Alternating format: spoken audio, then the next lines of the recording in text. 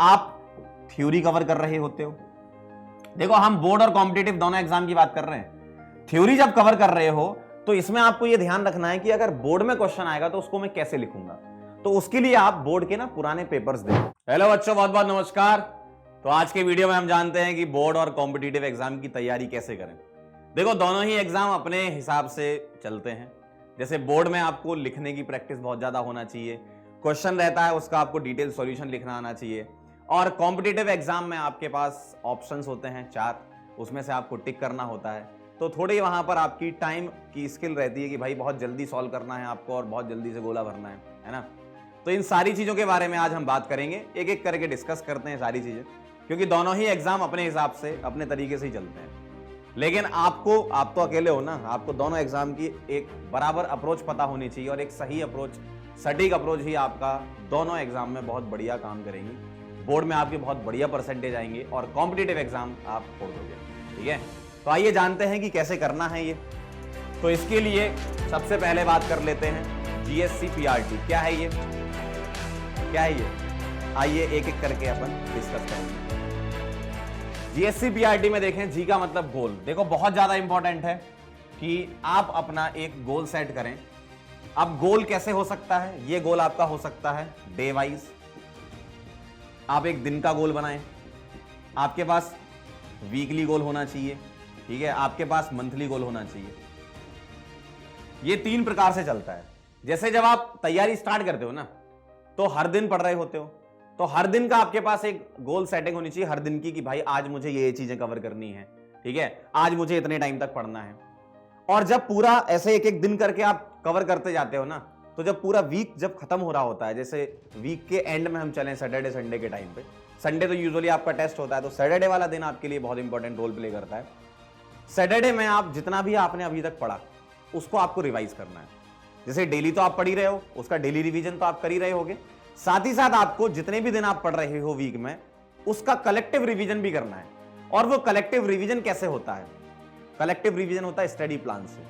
और ऐसे आप वीकली पढ़ते पढ़ते मंथली रिवीजन भी करोगे कि भाई इतने वीक हमने पढ़ लिया है, भाई अब मंथ एंड आने वाला है, तो चलो पूरे मंथ का समराइज कर लें। आपको प्रॉपर प्लानिंग से चलना पड़ेगा। तो उसके लिए बहुत जरूरी है स्टडी प्लान। आपके पास आपका अपना स्टडी प्लान होना चाहिए। स्टडी प्लान में अगर हम बात करें क्या क्या चीजें होती हैं, स्टडी प्लान में आप थ्योरी कवर कर रहे होते हो। देखो हम बोर्ड और कॉम्पिटिटिव दोनों एग्जाम की बात कर रहे हैं।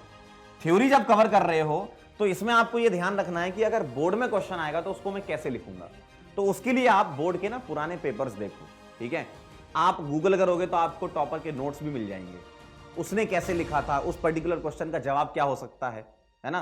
तो बहुत बढ़िया रहेगा कि आप पुराने साल के पेपर्स वो निकालें और थ्योरी वाला पार्ट, आपने अपनी थ्योरी तो पढ़ी रखी होगी लेक्चर से, आप अपना थ्योरी पार्ट वहां से स्ट्रॉन्ग करें, इन द सेंस लिखने वाला कि आप लिखोगे कैसे चीजों को। जैसे मान लो फॉर्मूला बेस्ड कोई न्यूमेरिकल क्वेश्चन है, आप कॉम्पिटिटिव एग्जाम में तो उसको रफ में सॉल्व करके फटाफट से आंसर कर देते हो, लेकिन बोर्ड में ऐसा अलाउड नहीं है, उसको पूरा डिटेल एक एक स्टेप आपको लिखना पड़ेगा। तो पुराने साल के सॉल्व पेपर उठाओ और उसको देखो कि कैसे इसको सॉल्व किया गया है ना। और मुझे इतना पता है कि अगर आप कॉम्पिटिटिव एग्जाम की तैयारी करते हो ना, तो बोर्ड ऑटोमेटिकली होता जाता है, बस आपकी लिखने की प्रैक्टिस नहीं होती है, तो वो प्रैक्टिस आप अलग से कर सकते हो। तो जो भी आपका स्टडी प्लान है उसमें जब थ्योरी पढ़ रहे हो ना, तो इसकी आपकी दोनों अप्रोच होनी चाहिए। थ्योरी की एक होती है बोर्ड अप्रोच कि भाई बोर्ड में किस तरीके से लिखोगे, और अगर कॉम्पिटिटिव एग्जाम में आता है तो इसको कैसे लिखोगे। तो ये बहुत इंपॉर्टेंट है कि थ्योरी जब कर रहे हो तो उसको कैसे करना है। जैसे मान लो कॉम्पिटिटिव एग्जाम में सवाल आते हैं तो आप कोई रिवीजन कर लेते हो फटाफट से शॉर्ट नोट्स बना के, है ना, कि यार इस वाले चैप्टर में ये फॉर्मूलेज हैं या ये इंपॉर्टेंट पॉइंट्स हैं, वो कवर करके आप सीधे ऑब्जेक्टिव क्वेश्चन लगाना चालू कर देते हो। लेकिन बोर्ड में क्या करना होगा, मान लो कोई डेरिवेशन है तो पूरा आपको उसको लिख के देखना पड़ेगा। और इसके लिए ना आप एक सेपरेट कॉपी बनाओ अपनी, बोर्ड के लिए ना सेपरेट कॉपी होनी चाहिए जिसमें आप पूरा डिटेल थ्योरी लिखी होगी, ताकि आपको नंबर अच्छे मिले। और कॉम्पिटिटिव एग्जाम में तो आप क्या करोगे, सीधे आपने थ्योरी पढ़ी, रिवाइज किया और ऑब्जेक्टिव क्वेश्चन लगाना स्टार्ट कर दिए। तो आपका स्टडी प्लान ऐसे होना चाहिए। और जब कॉम्पिटिटिव एग्जाम की तैयारी कर रहे हो तो इसमें न्यूमेरिकल्स आप ध्यान से करें, क्योंकि न्यूमेरिकल्स बहुत इंपॉर्टेंट होते हैं, ये बोर्ड में भी आपके लिए हेल्प करेंगे। बस आपको बोर्ड में पूरा डिटेल में लिखना पड़ता है, और कॉम्पिटिटिव एग्जाम में आप हवा में भी कभी कभी सॉल्व कर लेते हो या शॉर्ट ट्रिक से भी सॉल्व कर लेते हो, तो आपको नंबर मिल जाते हैं, क्योंकि उसमें तो आपको गोला भरना होता है। तो आप अपने स्टडी प्लान में ये जरूर करें, बोर्ड और कॉम्पिटिटिव एग्जाम को थोड़ा सा दिमाग में सेपरेट करके रखें। कॉन्सेप्ट तो सेम ही होता है, देखो बस अंतर क्या है, एक में आपको डिटेल में लिखना है और एक में आपको सीधे गोला करना है ना। अब आगे चलते हैं, कॉन्सेप्ट पर चलते हैं। कॉन्सेप्ट को समझना बहुत जरूरी है। मान लो कोई कॉन्सेप्ट है, सपोज चलो मैं कुछ केमिस्ट्री का ही आपको बता देता हूं। मान लो आप फर्स्ट ऑर्डर काइनेटिक्स पढ़ने बैठे, तो फर्स्ट ऑर्डर काइनेटिक्स में क्या क्या कॉन्सेप्ट यूज हो रहे हैं, है ना। जैसे इंटीग्रेटेड रेट एक्सप्रेशन यूज हो रहा है, ठीक। आप हाफ लाइफ पढ़ते हो, उसका आप डेरिवेशन कर रहे होते हो फॉर्मूला निकालने के लिए। कॉम्पिटिटिव एग्जाम में डायरेक्ट फॉर्मूला बेस्ड क्वेश्चन आते हैं। बोर्ड में आपसे पूछ लेंगे कि हाफ लाइफ का डेरिवेशन करके दिखाओ, तो आपको पूरा का पूरा, देखो पढ़ाई है एक ही, कोई अलग नहीं है कि बोर्ड अलग चलता है कॉम्पिटिटिव एग्जाम अलग चलता है। बस अंतर सिर्फ एक बारीक लाइन का है, और वो कौन सी लाइन है, बोर्ड में आपको डिटेल में लिखना पड़ता है और कॉम्पिटिटिव एग्जाम में आप सीधे फॉर्मूला बेस्ड अप्रोच करते हो अपनी, है ना। तो कॉन्सेप्ट समझना, कॉन्सेप्ट क्लैरिटी होना बहुत जरूरी है, और कहां तक जाना है ये भी पता होना चाहिए। पता चले कि आप बोर्ड के चक्कर में इतना घुस गए कि कॉम्पिटिटिव एग्जाम के सवाल ऑब्जेक्टिव आ रहे हैं, तब भी आप पूरा डेरिवेशन करके डिटेल में सॉल्व कर रहे हो, ऐसा नहीं करना। इसकी अप्रोच अलग है, इसकी अप्रोच अलग है ना। थ्योरी सेम है। अब बात कर लेते हैं प्रैक्टिस की। तो कॉम्पिटिटिव एग्जाम में जैसा कि मैंने बताया कि यहां पर प्रैक्टिस करोगे आप न्यूमेरिकल क्वेश्चन की, या कई थ्योरेटिकल क्वेश्चंस आते हैं, या असर्शन रीजन स्टेटमेंट वाइज। वो थ्योरी पर पकड़ जितनी अच्छी होगी ना, कॉन्सेप्ट आपके जितने स्ट्रांग होंगे ना, उतना बढ़िया फिर आप प्रैक्टिस में खेल पाओगे, है ना। अब ये जो प्रैक्टिस है, इसमें क्या करें आप, बोर्ड के लिए 5 साल के पेपर उठाएं। कोई भी चैप्टर आपका हो रहा है, जो भी चैप्टर आपका खत्म हो रहा है, तो आप क्या करें, 5 इयर्स के PYQ नेट से डाउनलोड कर लें, और कैसे लिखा जाता है सॉल्व पेपर, है ना, कैसे लिखा जाता है वो देख लें, और हर एक पेपर को खुद से भी लिख के देखें। और जब आप कॉम्पिटिटिव एग्जाम की तैयारी कर रहे हो तो ऑब्जेक्टिव क्वेश्चन की प्रैक्टिस करें, ठीक है, ऑब्जेक्टिव क्वेश्चन की करें। अगर आप नीट का कॉम्पिटिटिव एग्जाम कर रहे हैं तो सिंगल आंसर AR और स्टेटमेंट वाले क्वेश्चन पर फोकस करें, और अगर आप JEE की तैयारी कर रहे हो तो मल्टीपल आंसर करेक्ट वाले करें, न्यूमेरिकल रेस्पॉन्स वाले करें, कॉम्प्रिहेंसिव वाले क्वेश्चन करें। तो इधर आपको ऑब्जेक्टिव क्वेश्चंस की प्रैक्टिस करनी होगी, है ना। ऑब्जेक्टिव मतलब उसमें सब आ गए, सिंगल करेक्ट आ गए, मल्टीपल आ गए, पैसेज वाले आ गए, न्यूमेरिकल रेस्पॉन्स आ गए, मैच द कॉलम आ गए, सारे के सारे, है ना। तो ये बहुत जरूरी है। अब बात आती है रिवीजन की। रिवीजन कैसे करोगे, रिवीजन करने के अपने अपने तरीके होते हैं। कई बच्चे थ्योरी को बहुत बार बार रिवाइज करते हैं, कई बच्चे थ्योरी थोड़ी पढ़ते हैं लेकिन न्यूमेरिकल थोड़े ज्यादा सॉल्व करते हैं। लेकिन वो अप्रोच आपकी कहां पर सक्सेसफुल होगी, कंपटीशन में। तो ये दोनों में ही आपको बराबर बैलेंस करके बिठाना पड़ेगा अगर आप बोर्ड प्लस कंपटीशन दोनों पर फोकस कर रहे हो। बोर्ड में आप लिखते जाओ, ठीक है, लिखने की प्रैक्टिस करो, डेरिवेशन सॉल्व करो, और साथ ही साथ जैसे डेरिवेशन आप कर लो, साथ ही साथ ऑब्जेक्टिव क्वेश्चन लगाते जाओ।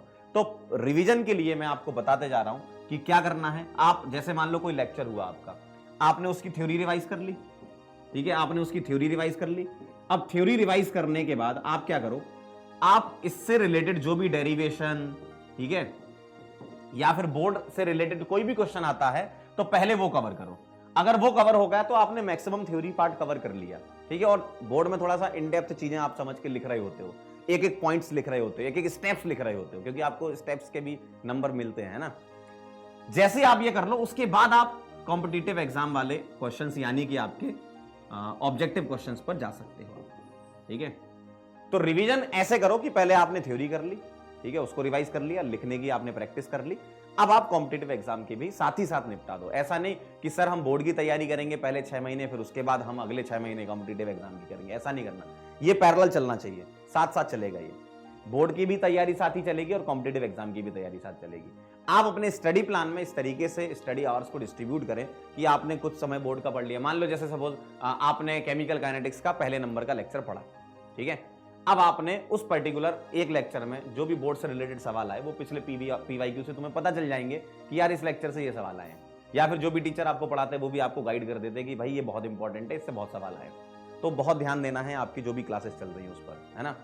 तो आपने क्या करा, एक पर्टिकुलर लेक्चर था, उससे रिलेटेड आपने PYQ में देख लिया, अच्छा बोर्ड में तो ये आया था। अब उसी से रिलेटेड कॉम्पिटिटिव एग्जाम का भी देख लो कि भाई इस पर्टिकुलर लेक्चर से कॉम्पिटिटिव एग्जाम में कौन सा सवाल आया, कितने सवाल आए, ठीक है। तो वो देखा आपने और सॉल्व कर लिया। ऐसे आपको चलना है, हर एक लेक्चर वाइज चलना है।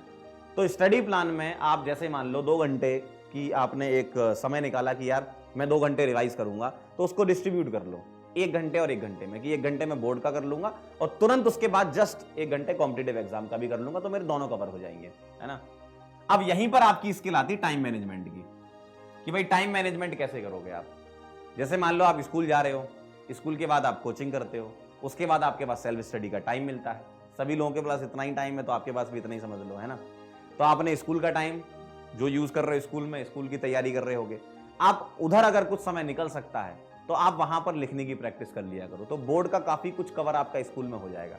मान लो आप स्कूल नहीं जाते हैं, तब आपको भरपूर समय मिलता है, क्योंकि आप सिर्फ और सिर्फ कोचिंग कर रहे होते हो, उस टाइम पर क्लासेस ले रहे होते हो, तो वो वाला टाइम आप बोर्ड के लिए यूज कर लो, है ना। मतलब आपको टाइम मैनेज करना है, खुद से ही करना है वो, कि भाई स्कूल में कुछ समय निकाल लिया हमने, कुछ डेरिवेशन कर लिए, है ना, कुछ पीवाईक्यू के सवाल देख लिए कि चलो ऐसे ऐसे लिखना है ना। आपको इन्वॉल्व होना पड़ेगा, उसमें घुसना पड़ेगा अंदर, है ना। तो वहीं आपकी स्किल आएगी भैया टाइम मैनेजमेंट वाली। अगर आपके पास बहुत सारा समय बच जाता है, मान लो आप स्कूल नहीं जा रहे हो फिर भी समय बच गया, तो आप उसको उस बार पर्टिकुलर टाइम को डिवाइड कर लो कि भाई मैं इतने टाइम बोर्ड के लिए डेडिकेट करूंगा और इतना टाइम मैं कॉम्पिटिटिव एग्जाम के लिए डेडिकेट करूंगा। मान लो आपके पास 4 घंटे या 5 घंटे का समय मिल जाता है सेल्फ स्टडी का, ठीक है, ज्यादा से ज्यादा चलो 3 घंटे भी मान लेते हैं कि 3 घंटे भी अगर आपको सेल्फ स्टडी का समय मिल गया, तो आप 1-1 घंटे के 3 स्लॉट बना के पढ़ाई कर सकते हो, है ना।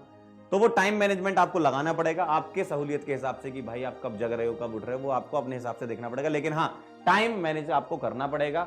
सबके पास इतना टाइम है, आपके पास भी उतना ही टाइम है। बोर्ड में भी आपको अच्छे नंबर चाहिए और कॉम्पिटिटिव एग्जाम भी आपको क्वालिफाई करना है, इसका मतलब लोड डबल है आपके ऊपर। और अगर लोड डबल है तो आपको मेहनत भी डबल करनी पड़ेगी, ये ध्यान रखो, है ना। आप उतनी ही मेहनत में दोनों चीजें नहीं कर पाओगे। आपको बोर्ड भी अच्छे से देना है, अच्छे परसेंटेज चाहिए बोर्ड में आपको, और कॉम्पिटिटिव एग्जाम भी आपको निकालना है, तो मेहनत भी लगेगी, इतना आप पक्का समझ लो, ठीक है। तो ये कुछ पॉइंट्स थे जो मुझे बताने थे आपको, और आप सभी लोगों को तैयारी के लिए भाई बेस्ट ऑफ लक, अच्छे से तैयारी करो और बोर्ड में फोड़ दो एकदम, है ना। मिलते बेटा फिर किसी और वीडियो में, तब तक के लिए ओके बाय।